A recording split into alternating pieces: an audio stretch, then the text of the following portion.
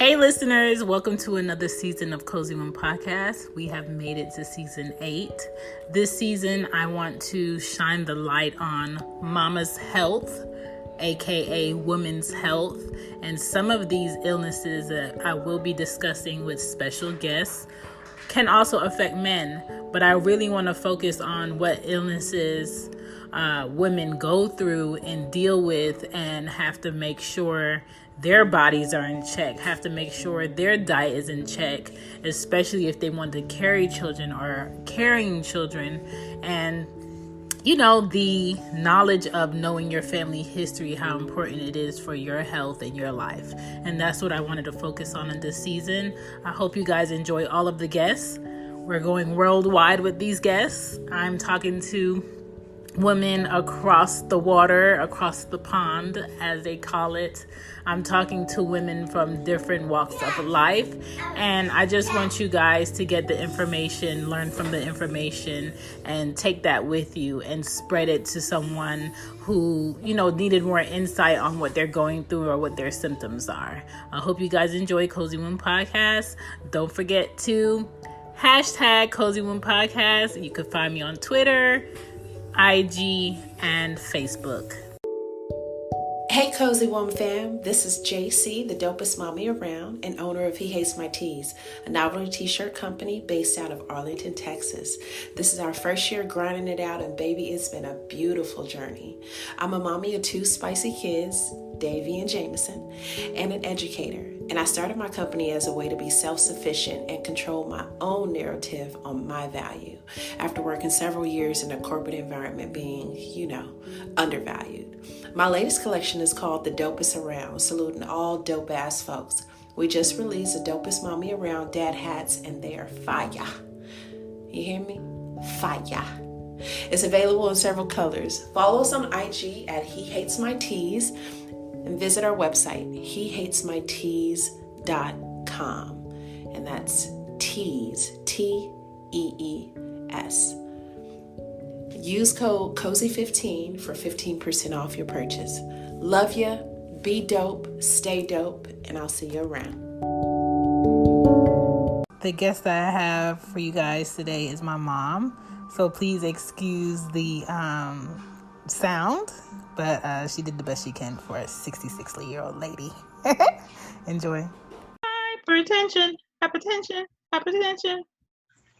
Hey guys, this is Shan, Cozy One Podcast.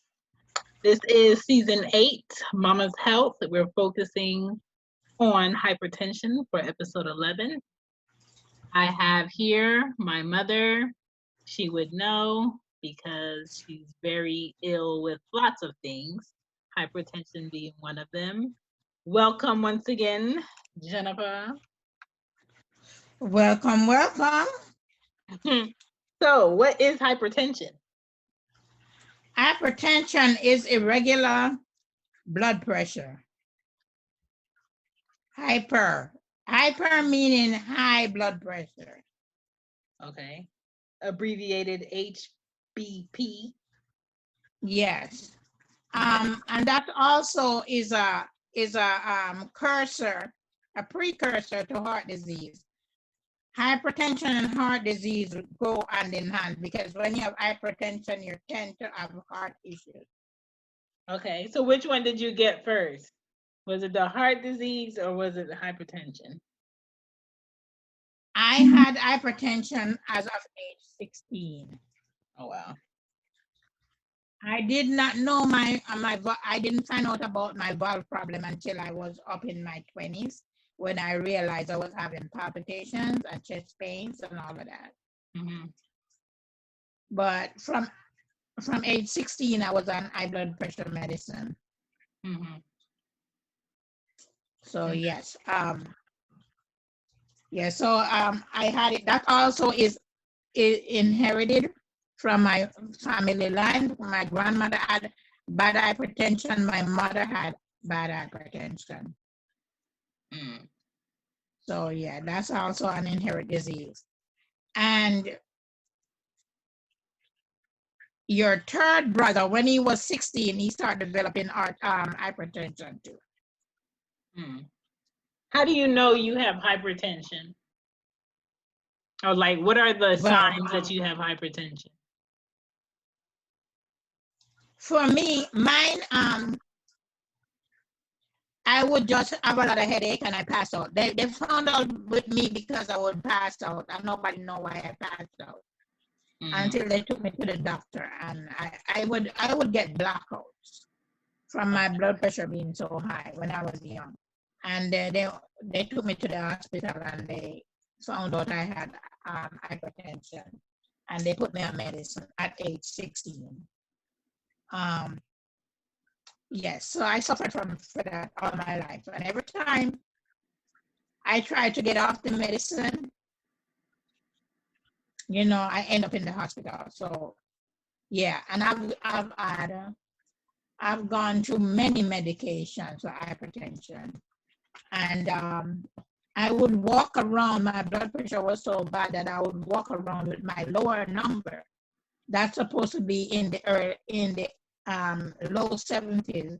I would walk around with it in 200 and didn't know because I don't get symptoms. What?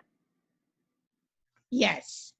So the doctor, when they tested me, they said I have malignant, they call it malignant hypertension. I get no symptoms. I will wake up sometime in the morning and it would be low, and by the midday it would be high, and vice versa. And they can't figure out what causes it to go high and what drops it. My hypertension is a roller coaster. So for my blood pressure alone, I have to take 3 medications.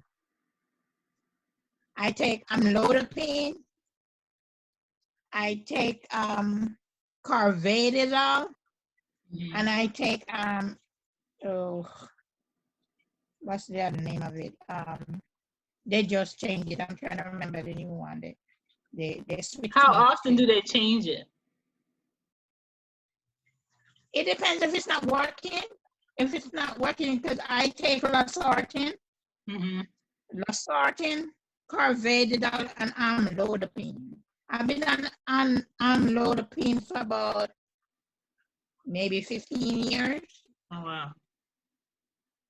They have changed the carvedilol because they change it if something is not working for me to keep it in good standing, then they'll change it around and see what works for me best. Well, these 3 have been working for me pretty well because my numbers are basically decent with these 3 medications that I take for it right now. How long did it take for them to get to a point where they figured out a combination, a quote unquote potion of mixture of medicine that worked for you? Like, because you're basically a guinea pig. You're basically a guinea pig. You're basically a guinea pig. Yes, I've been a guinea pig. Yes. I was on different ones before the carvedilol. I wasn't, because I know I tell the doctor I want my medicine changed, because if I'm taking something and it's not lowering my blood pressure, I complain. I complain to the doctor. I said, this medication is not working for me. I say, you need to change it. And I have them change it. A lot of times they give me pushback. They don't want to change it. I said, well, it's not working for me. And sometimes I change it, I adjust it myself. If I find that I'm taking it and my blood pressure is still high, I will adjust it myself and see if I change the dose, if it works. And if it works, then if that works, then I write it down. And when I go to the doctor, I tell the doctor. I'll call the doctor. I'll show them proof that it works when I do it this way or that way. So yeah, I become my own guinea pig. From the years of taking all of these meds, I try different ones, different ways, and see what works when.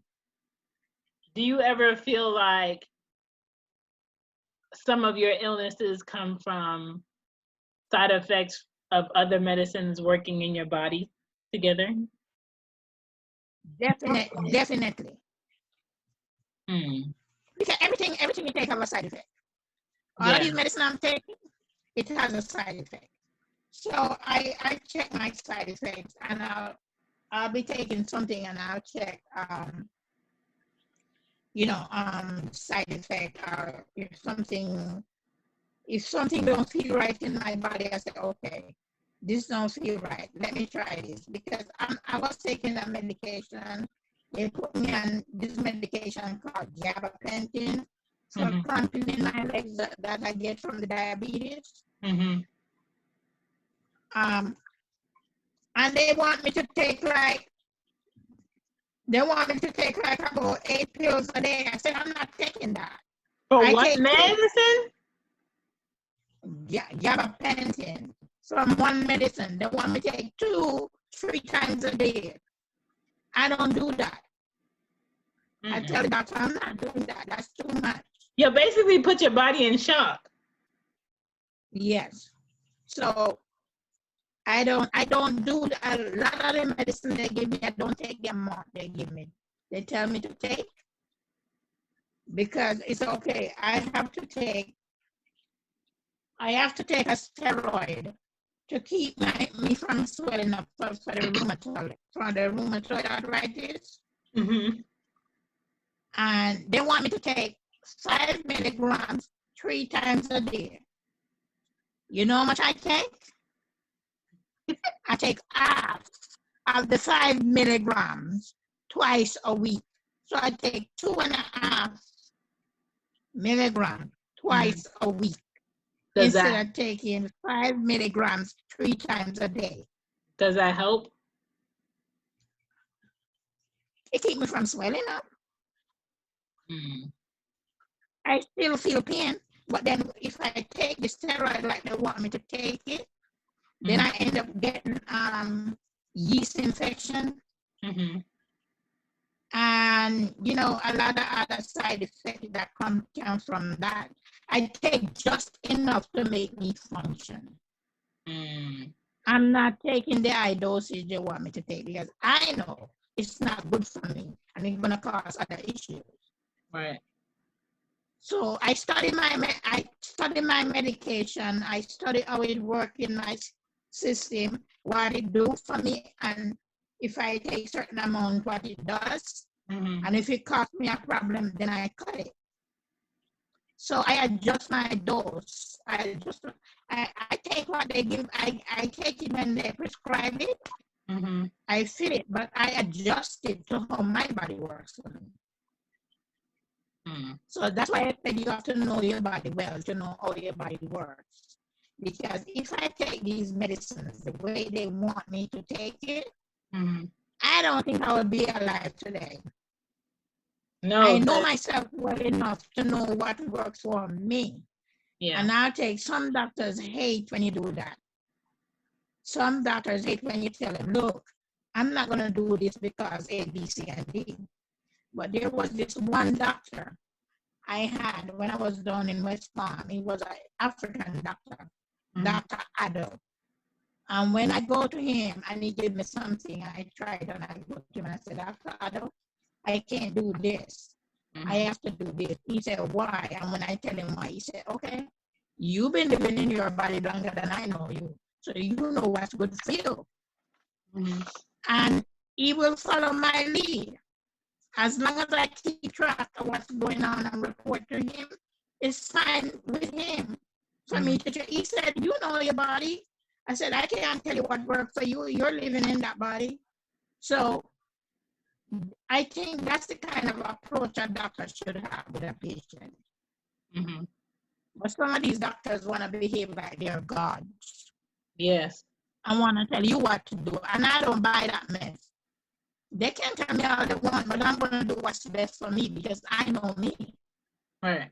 So that's why I study my medicines. I read upon them, and I know when I take them what it's going to do or what they do for me, and I adjust it accordingly. So, yeah, I monitor all of these medicines, how I take them and what they do for me. I mean, that's one thing I will say about you is despite everything that you deal with in your body, it never crippled you in life to where you didn't do things or you didn't go places or you weren't active. And I think a lot of people, once they hear that they have something or they have an illness, they want to stay in They the give house. up. They give up on themselves. Yeah, they want to Yeah. stay in the house. They don't want to go anywhere. They don't want to do anything. And then your kids reverse the roles. Your kids end up taking care of you and making sure you're okay. Well, guess what? I'm gonna be 67 the end of this month, and I'm in my prime. Your prime. What happens in your prime? I'm in my prime, okay? I have a lot more life to live, so yeah. Oh man.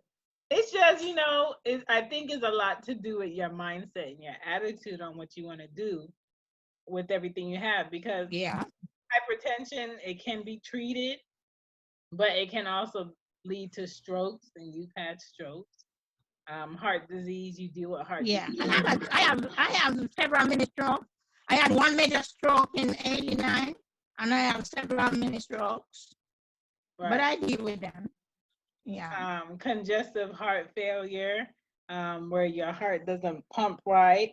Some people try to combat it with eating healthier, using less salt, not smoking, and less fatty foods. One thing that I do find contradicting is doctors who smoke cigarettes and want to tell you about your health. I know. Yeah, that's a mess. Yep. I'm just like, what are you talking about right now? Like, what are you doing? But yeah. Man, that's a lot. So if you could take one of your illnesses away or your symptoms away, what would it be? How do I choose? The rheumatoid arthritis. I know! The arthritis? Rheumatoid arthritis, because every joint in my body hurts. Mm-hmm. And at times swollen, and times I can't make a fist because it's so bad. My fingers are swollen and all of that. That one could go. Mm. And next to that, I would say, I don't know. The hypertension doesn't bother me that much. The diabetes. Next to that, the diabetes. I'm kind of glad you don't, or you weren't in any professional sport, because a lot of times people who create this life visual in their head, or this visual of who they wanted to be, things happen where they can't be that anymore. And for you, is your body is basically your challenge all your life. It's not, life is your challenge. It's not, I don't know how to raise kids because you do. It's not, I don't like working, I have to work. It's your body choosing if it wants to work with you today or it doesn't want to work with you today. So, like even when I was 14, I remember you some days. Remember when I couldn't walk? I was crawling around. You're again crawling around the house because you were in pain. So I don't know. I would say you do a good job of not being a prisoner in your body. So I guess enjoy it. I hope more women enjoy it. And don't let, a lot of people do this.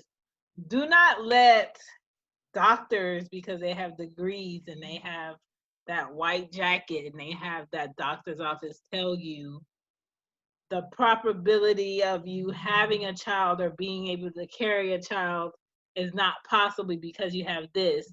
Another episode that I will be doing would be on fibroids.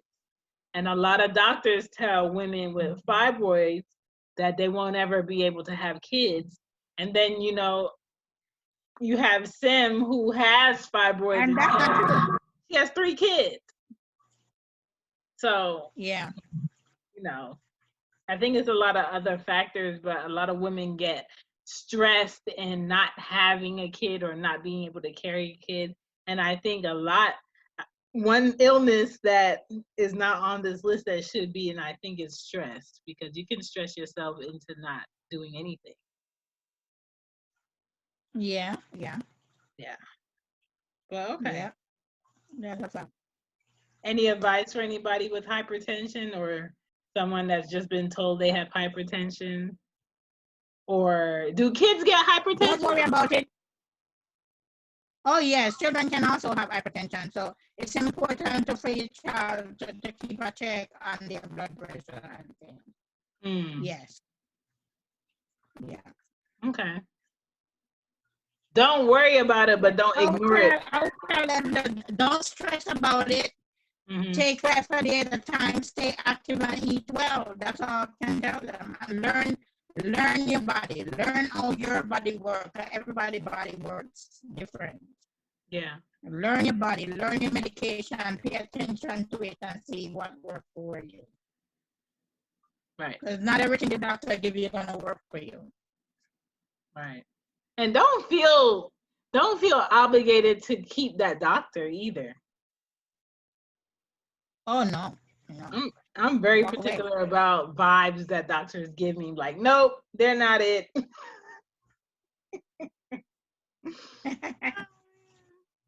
All right. Well, right now the doctors that I have, I love them. I love my doctors that I have right now. Okay. So yeah. Okay.